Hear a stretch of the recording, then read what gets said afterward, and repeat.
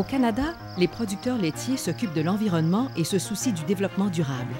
Ils appliquent des pratiques de conservation de la terre, de l'eau et de l'énergie, veillent au bien-être de leurs animaux et sont actifs dans la vie de leur communauté.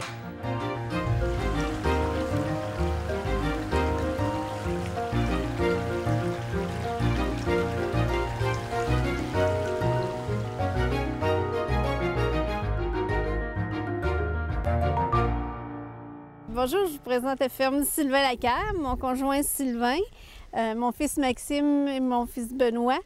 Moi, c'est Noéline. C'est une ferme laitière de 120 têtes au Sting. Il y a 160 hectares en culture, répartis également en maïs, blé, soya et fourrage. On a acquis la terre en 1988. On a intégré Maxime en 2006 et on est en processus de transfert pour intégrer Benoît. Les garçons sont la 7e génération sur la ferme et nous fêtons cette année les 200 ans de l'acquisition des terres par les ancêtres. Je pense que c'est important d'avoir un certain équilibre entre la productivité de notre ferme, le respect de l'environnement, puis le bien-être.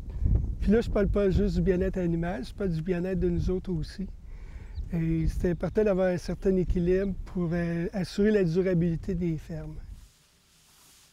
Plus de 8300 mètres de cours d'eau naturels et de fossés sillonnent la ferme. En 2005, Sylvain et Noéline ont assumé un rôle de leadership dans le projet de conservation du bassin de la Niagarette. Avec d'autres producteurs de la région, ils ont aidé à stabiliser 1,5 km des cours d'eau et aménager près de 50 km de bandes riveraines et de brise-vent. Au cours des années 90, on a fait quelques aménagements, mais en même temps, un organisme de bassin versant s'est mis en place dans la région. Avec les programmes qui étaient disponibles pour cet organisme, on a fait beaucoup de travaux. Si bien qu'en 2005, lorsque le projet de biodiversité est arrivé dans la province, on a eu la chance de participer à ces projets-là parce qu'on avait déjà de quoi de fait. La qualité de l'eau, elle a été vérifiée à chaque année depuis une quinzaine d'années.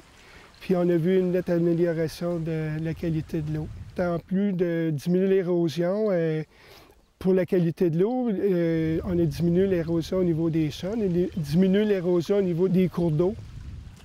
Depuis 1993, les Lacquer ont planté plus de 6000 arbres et plantes. En berge, ils ont planté des arbustes qui résistent à la glace et à l'eau. Ils ont aussi planté des petites plantes aquatiques pour prévenir l'érosion. Et sur le talus, ils ont planté des arbres de plus grande valeur, comme des frênes et des érables, qui sont facilement accessibles. Les bandes riveraines plus larges ont favorisé la diversité des espèces animales. Il y a plus de canards et moins de rongeurs. Les truites sont revenues rapidement dans une bonne partie de la rivière, à la surprise des experts des ministères. Les médias et enfants ont joué un rôle important pour encourager les producteurs à s'associer au projet.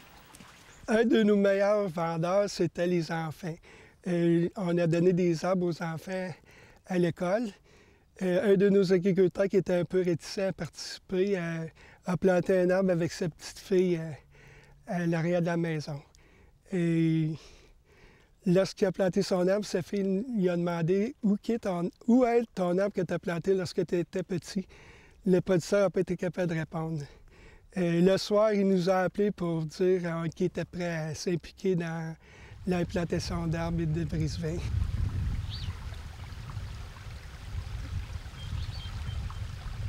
Au cours des dernières années, les Lacquer ont adopté le semis direct. Ainsi, depuis 2010, il n'y a pas eu de labour sur leur parcelle de terre. En 2006, on a lâché le travail réduit pour s'en aller vers le semis direct, pour augmenter la capacité portante du sol, une meilleure structure du sol, diminuer l'érosion, stabiliser en même temps un peu les berges pour éviter qu'il y ait des particules de sol et de l'engrais dans le cours d'eau. On a vu une grande différence, là, surtout au niveau de la portance du sol. Des rouillères, on n'en fait plus. Le semis direct nous a fait aussi sauver au niveau des semis beaucoup de temps. Tout ce qui est herçage au printemps, on a éliminé ça. On arrive avec le semoir, puis tout est fait en même temps. Maintenant, c'est les vers qui travaillent pour nous autres. Il y a beaucoup de cabanes de vers de terre qu'on n'avait pas avant. Vraiment une grande différence. Ils font des petites accumulations de résidus puis de mottes de terre. L'hiver, quand il y en a beaucoup dans le sol, ça fait le travail d'une charrue en 5 ans. La santé et le bien-être des animaux est une priorité à la ferme. C'est à la ferme Sylvain Lacquer, on vient de bâtir un établissement pour les génisses d'élevage. On les a bâtis en stabilisation libre pour miser sur le confort, le fait qu'ils puissent marcher. Aussi, on a fait un bâtiment à fouet pour limiter les coûts de construction, puis surtout qu'ils mangent plus en hiver, là, puis avoir des meilleurs gains tout au long de leur croissance. La récupération et le recyclage du plastique font partie des mesures prises pour être plus efficaces, économiser l'énergie et réduire l'empreinte environnementale de la ferme. Les Lacquer ont remporté d'autres prix pour leur réalisation dans le domaine de l'environnement. Nous avons installé des tubes fluorescents au DEL pour une meilleure longévité et une meilleure économie d'énergie. Depuis 20 ans, nous avons aussi un réservoir à eau chaude qui fonctionne avec le refroidisseur. Ainsi, on utilise la chaleur du lait pour réchauffer notre eau. Les Lacquer ont aussi travaillé avec des professionnels en agro-environnement. Ils ont utilisé un programme informatique nommé Holost pour évaluer les émissions de gaz à effet de serre de leur ferme. Au cours des années aussi, on a fait une étude sur les productions de gaz à effet de serre. Avec un organisme environnemental, on a fait le bilan de notre production de gaz à effet de serre. On a eu des recommandations pour baisser nos productions de gaz à effet de serre. On a essayé de modifier du mieux qu'on pouvait, tout en respectant la rentabilité de la ferme et nos rendements. Pour nous, le respect de l'environnement, c'est important parce qu'on veut que dans cette autre génération, il reste encore des agriculteurs.